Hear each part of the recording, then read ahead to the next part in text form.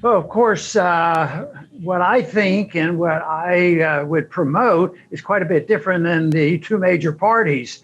Because, when you look at the very big picture, the two parties aren't that far apart, even though there's a lot of pretense that there's a lot of competition there.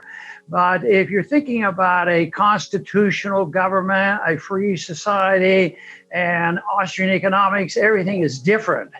So I would say long term, we're going in the wrong directions. All my life, the government keeps getting bigger and more violent, and we have these problems. And the things I don't like are endorsed by both parties. Whether it's deficits, the IRS, effort to collect taxes, the Federal Reserve, and these sorts of things. So they're there. A lot of activity going on there, and we're sorting it out. And that's what we do in our program: try to sort out what's happening. But quite frankly, spending is going to continue. I mean, look at what it did under the Trump administration, skyrocketing spending and deficits.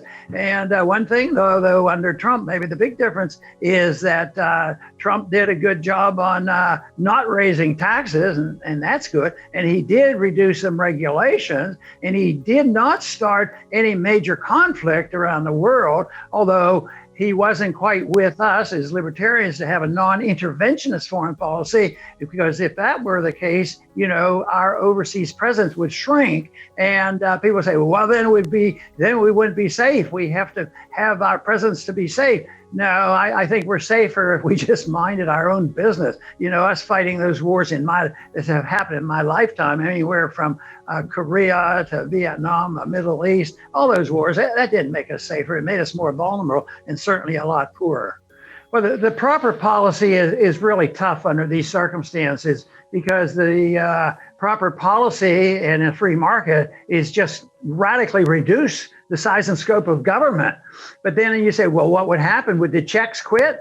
Well, if you were going to do the right thing, they would have never been started, because you'd have to accept the principle that creating money and creating debt does not create more wealth.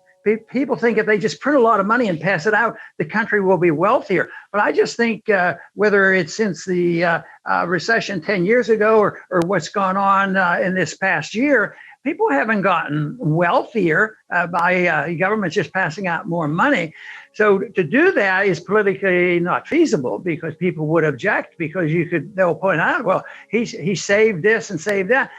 But also what was created there was the debt went up, but we still dealing with thousands, if not tens of thousands of people out of work and little businesses that they don't look like they're, going to open up soon. So we have this combination. Even before coronavirus hit, my turn was the inevitable downturn of the economy due to the outrageous spending and interference with interest rates by the Federal Reserve, and there has to be a correction.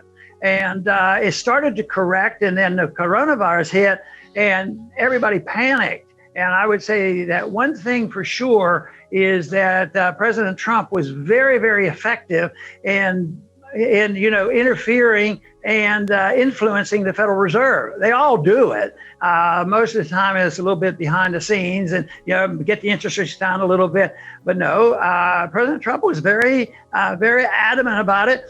And I'd have to concede, well, on the short run, it sort of helped some people. It certainly helped Wall Street. That's really how monetary policy is designed. They are the plunge protection team for Wall Street. Very, very effective. But the reason why you can't endorse it, it's just blowing the bubble bigger. And since the new money doesn't create wealth, there has to be an adjustment. The debt will be paid for. It's not going to be paid for by Americans working harder and sending more money to Washington and running the debt down. That's not going to happen.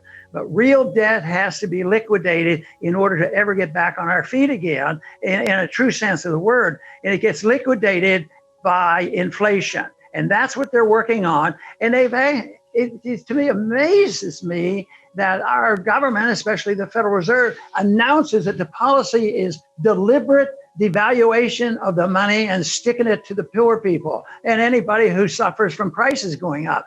Oh, well, we have to get prices going up at 2% a year. Well, they achieved that, and I think it's a lot worse than that. And when it really hits, they'll have no control of it. See, that makes no sense whatsoever. That's the only choice they have. Our government is not going to stiff them. They're not going to go default. There'll be some of that in the free market. Some people will be denied, but take student loans. The students have been told that they're never going to have to pay. They're not, and they're backing off. Why pay it? Because we're going to get excused, especially under Biden. So that debt will, be liquidated in the sense that they won't owe it anymore. But since the government guaranteed it, it's going to add to the national debt.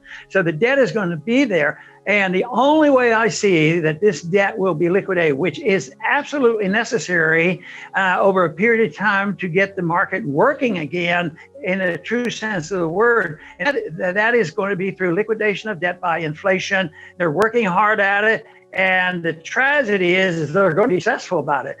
Every day I get another article of prices have gone up, steel prices have gone up, and they've never admitted to the prices that have gone up before. And this whole thing, if they don't restore sanity to the most important price in the whole economy, and that is the cost of borrowing. Interest rates. Interest rates are very, very important if you want to have any market economy. In a Soviet type system, they don't have a market rate of interest, and they also had no production, and the system had to collapse. But now we don't have that, and that's why I think the country is going to get much, much poorer, and we will have to someday go back to the idea that savings and market interest rates helps decide what consumers do, what investors do, what entrepreneurs do, and instead of having all this malinvestment. But right now we're under the gun. The debt has to be liquidated, but along with the debt, the malinvestment, all the mistakes made, the $6 trillion we just spent, bailing out people, that went and was a temporary reprieve. To me, that's like giving a patient a shot of morphine because they're addicted. And we're addicted to this type of economy, and that's why they can't stop, and that's why it's going to get much worse. But we have a job, those of us who are in the business of spreading a message, as you are, to talk about sensible economics. And hopefully they'll come to their senses.